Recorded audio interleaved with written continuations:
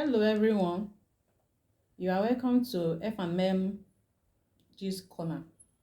This is a platform where we amplify the voices of individuals who are passionate about the growth and development of our society, and especially on issues that are really affecting us. Joining me today for today's edition is Honorable Funke Kumuyi, an astute politician, courageous and charismatic female leader. For today, she will be addressing Ondo at 50, focusing on women inclusion. Honorable Kumuyi, how will you assess Ondo at 50, focusing on women inclusion? Thank you for having me. If we want to assess the journey so far for the past 50 years, which Ondo State has been created, we'll be looking at our strengths. As we are looking at our area of strengths, we should also be looking at our area of weaknesses so that possible amendments, possible solutions can be given to whatever any issues we might be having. There is no any nation or any society that will be without having some issues to be addressed. In terms of female gender representation so far, within the past 50 years, if we are to say the truth, I will say it categorically that things have not been that rosy with the female folk. And if I decide to say otherwise, there are empirical evidences out there which will definitely surface, even if I don't want to say the truth. But the bare fact is that women in Ondo State have faced lots of political marginalization when it comes to both elective and appointive position. We have been, and I want to appreciate the gender advocates all over the world, and even the gender advocates even in Ondo State, those who have come to leadership position even before this present time, who have been clamoring for a change in the system, though the outcome so far is highly insignificant to the effort that leaders of various notes have dissipated into the struggle. It has been like an uphill struggle bringing women into governance or having the due representation as regards women inclusion. But we will continue to continue with the struggle, and we know by our collective effort we will get there. Let's quickly run through elective position from 1999 to date, which we have been in this democratic era without a military incursion. So from that time, from that 1999 to this time, we've had 7 election cycles, and for out of these 7 election cycles, let me quickly analyze the National Assembly position and how people have been representing us. At every election year, we produce 12 members, 3 senators and 9 House of Representatives to represent us at the National Assembly. So if we've had 7 election years, so that means we've had 12 times 7. So you can see that figure. So you can is about 80 something. I can't remember it offhand now. So with that, and out of this, we've only gotten just a woman, appearance of a woman that has ever represented us at the National Assembly. So how can we describe that? And even across the nation, we are perceived as highly sophisticated people, people with high level of intelligence. We are rated high up there when it comes to exposure. So if you are having that kind of poor record, of which even the states in the northern part of the country, where Sharia is even well grounded. They even have it better than the way we have it in Ondo State. So it raises lots of questions. What is happening? So, and this is unconnected, if I want to say it, is not connected to lack of political will on the part of our leaders. And I think it's high time that we look at all this area because it's a social injustice. And if we are clamoring to have a just and fair society, there is need that this issue should be addressed. So even on the side of the state, in the side of the state, which is the State House of Assembly, from 1999 to date, we've always been producing 26 members to represent us across Ondo State in House of Assembly. And that 26 members times 7, that means 7 election cycle, will give us 182. My findings so far, even with the present 3 women we are having at the House of Assembly now, just in the overall, we only have 12 women who have ever represented us at the State House of Assembly, while we have produced a total number of 182 members. So, okay, how do you want to describe such injustice? I want to say it categorically that things have not been fair to women in Ondo State, and there is need in order to have an equitable society, which all of us are clamoring for. Really, there is backtracking everywhere, but the bone of contention is that why will patriarchy be upheld in this part of the country, a place where it is termed to be a highly exposed and or filled with people who are highly knowledgeable in all spheres. So if we are having this, I think is a thing that needs to be looked into and addressed adequately. Thank you. Thank you, Honorable Kumuyi, for that elaborate explanation. So now, what are the factors do you think are responsible for this low women representation in Ondo politics? Okay, there are a whole lot of reasons that have contributed to the poor outcome that we are having at this time.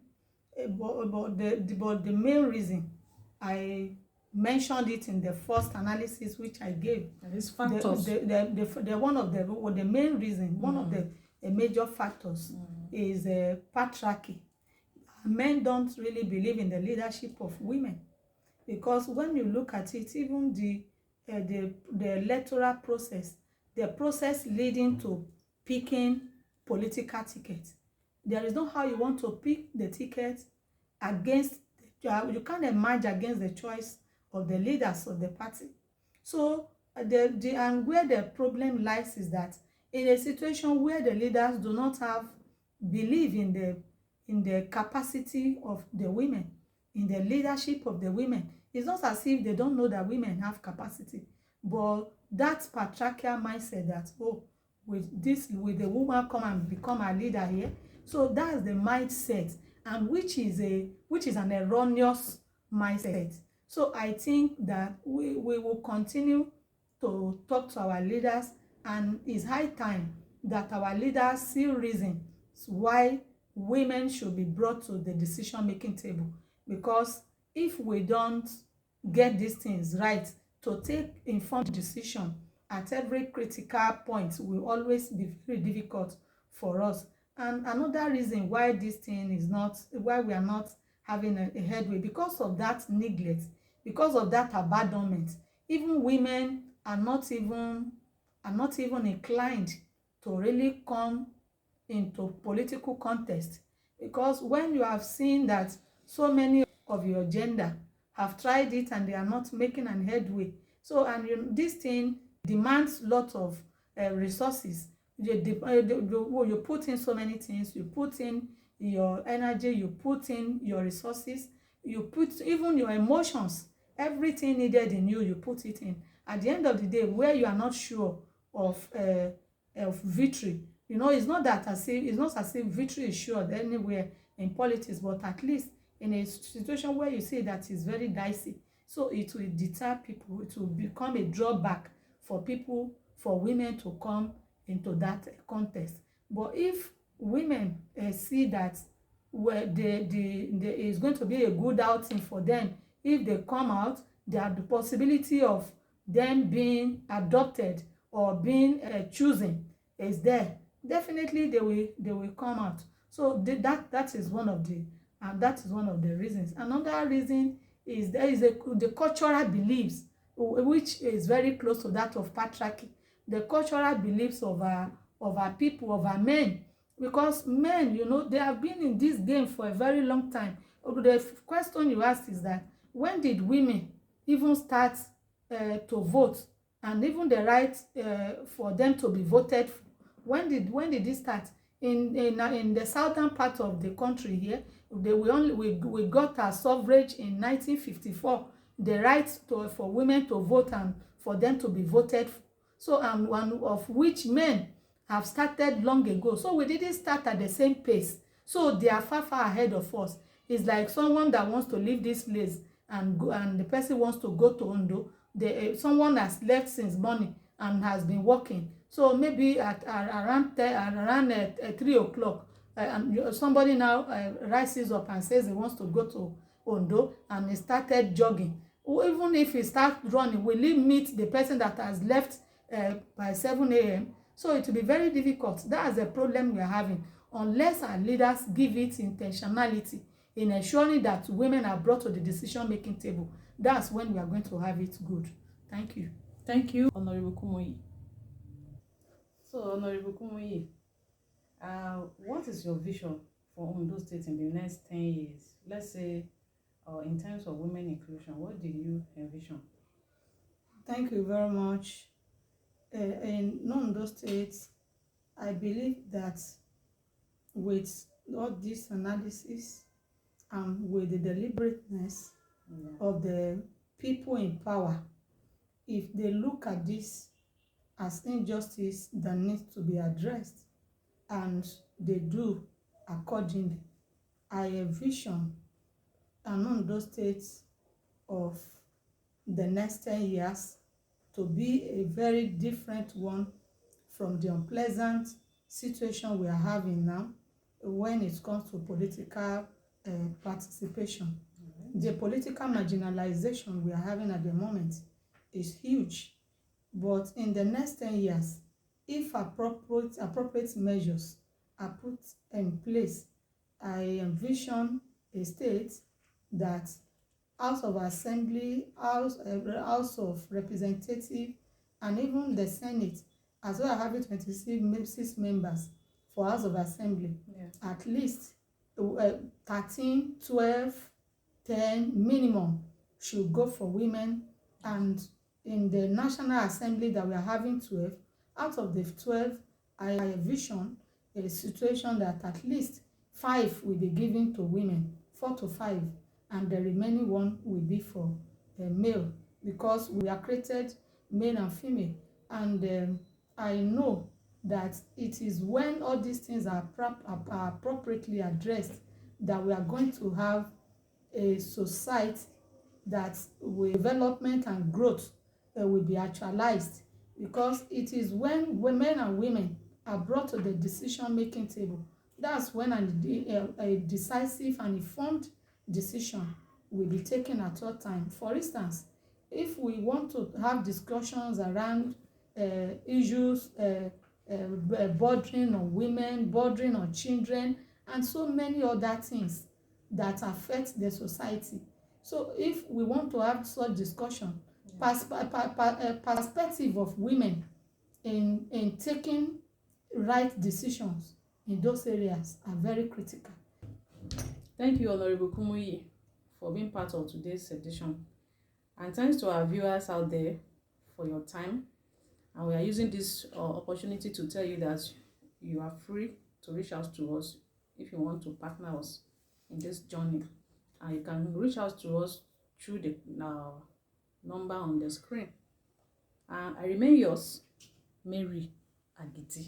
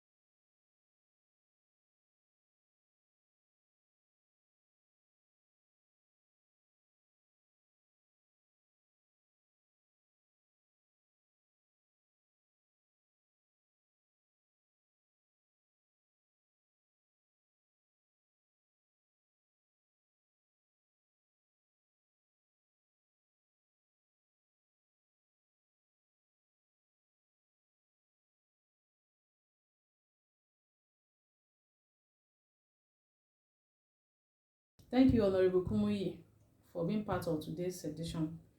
And thanks to our viewers out there for your time. And we are using this opportunity to tell you that you are free to reach out to us if you want to partner us in this journey. And you can reach out to us through the number on the screen. And I remain yours, Mary Agiti.